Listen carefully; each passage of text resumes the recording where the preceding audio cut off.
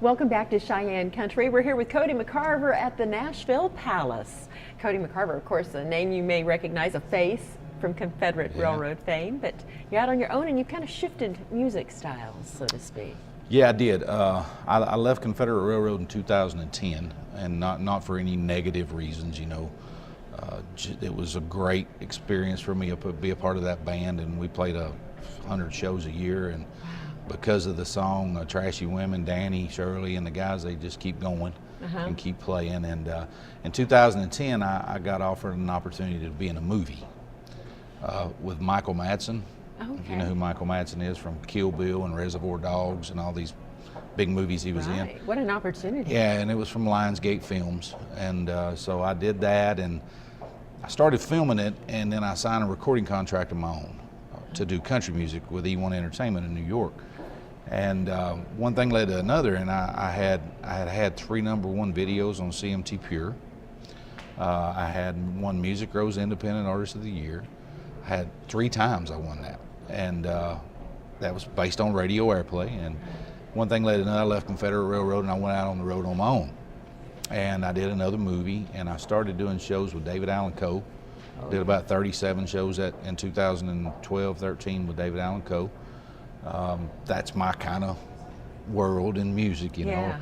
And little outlaw edge to it. Little speaking of outlaw, that kind of leads me to how I wound up where I am now. It got really bad, drinking. I got where I was drinking a 5th of whiskey a day. Even at home. Used to I wouldn't drink at home. We was drinking when we worked. You know, who's got a job you can drink. Right. And but I got where I drank at home. And was it somebody that came to you and said, "Hey, you may not notice it, but there's a problem"? No, here. I knew it. You knew it. No, I knew it. I had out on the road. We got drugs on my bus. We got, we're fighting, we're arguing. It's a really bad time. And 2013, I got off the bus, and I was just a miserable human being. I told people, I said, I got movies on the shelf at Walmart. My face is on the box. Yeah. It's a pretty big deal. I got my own bus, my own band. Why can't I be happy?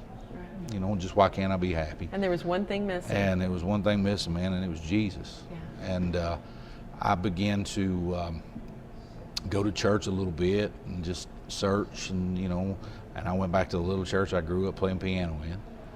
And I was welcomed back like I had never left. And the things that I found that was missing was Jesus. So my dad, he was in prison at this time. My dad went to prison in 1998 on his birthday. He was convicted on his birthday. Oh, gosh. And he committed the crime on my birthday, August the 14th, 1996. So for 15 years I had visited my dad in prison. And we tried everything to get him out, everything. And we couldn't. And and he was sentenced to prison for the crime of first-degree murder.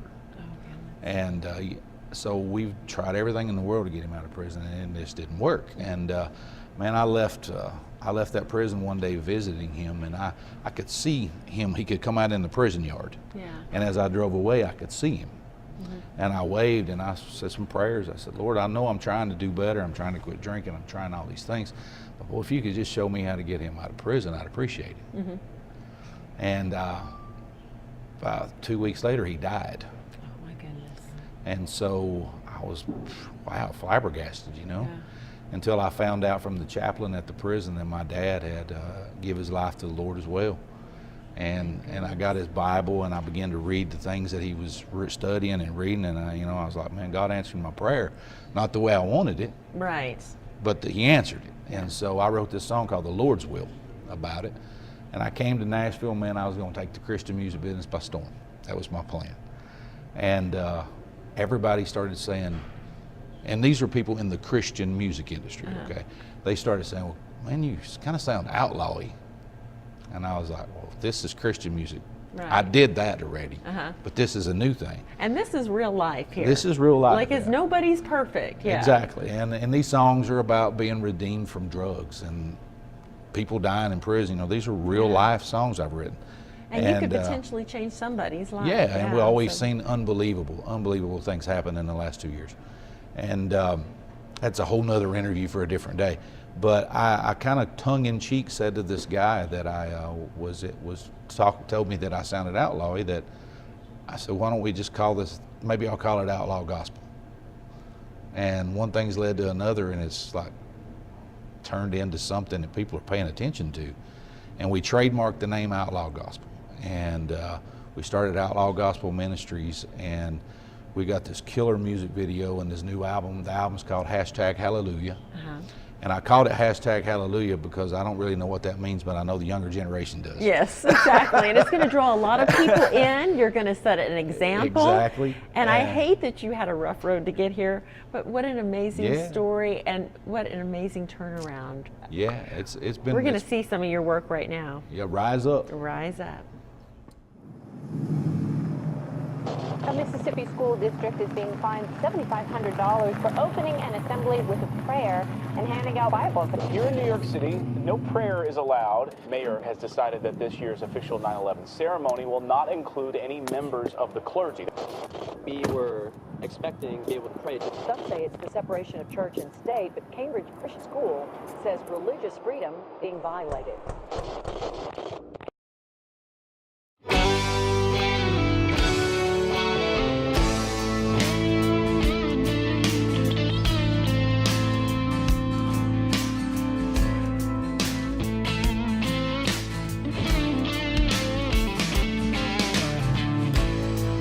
On TV putting you down.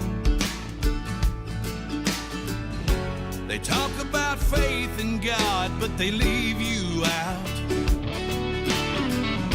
And politicians talk about change when all we really need is a revolution.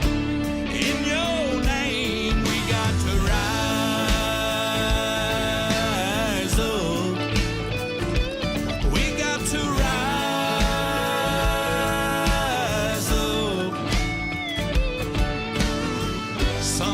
Say Jesus, somebody say amen. We got to rise up.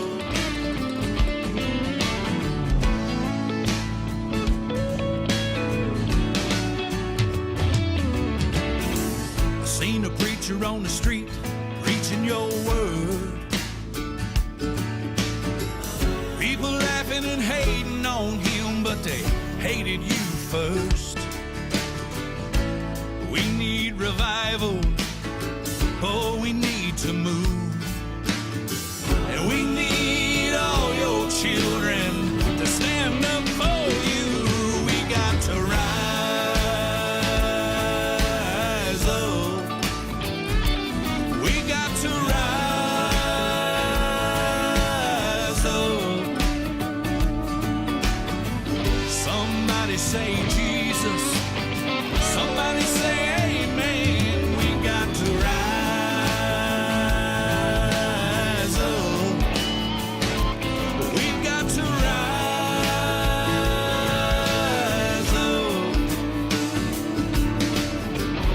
and come together like a mighty rushing wind. Come together again and again. We got to rise up.